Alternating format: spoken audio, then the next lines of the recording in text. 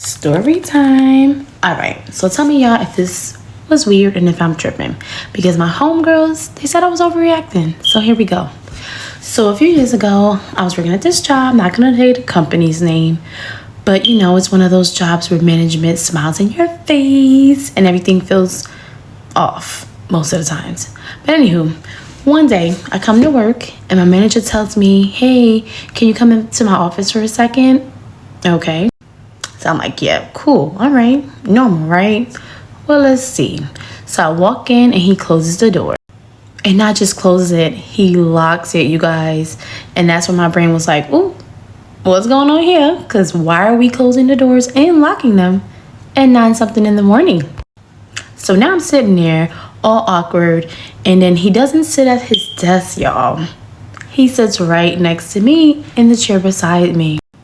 And then he proceeded to say, you're one of my favorite employees. And I'm just thinking like, okay, where is this going? So he kept going. He's like, well, you know, you're one of my favorite employees and you really have this calming presence. And like all the customers I know just probably just come in just to see you. And then he asked me if I'm single. I'm like, what? I literally laughed like, he gotta be kidding me. But he wasn't joking at all, guys, at all.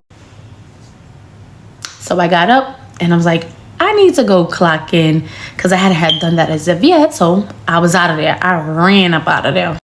And after that, I didn't report it immediately because I was honestly kind of stuck. I'm just like, what the heck just happened? So I kind of avoided him after that, of course. But then it gets crazy because why 2 weeks later, my schedule started changing. Yep. You got it. I started getting all the weekend shifts, all the late night shifts. And then I hear from a coworker that he's saying, oh, she's hard to work with. Is that so?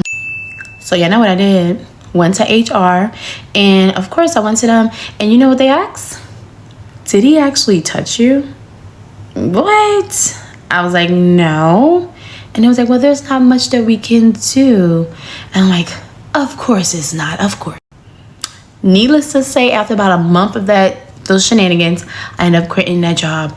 But my friend said I should have just ignored it and kept the job. What y'all think? Was I tripping or should I have stayed, y'all?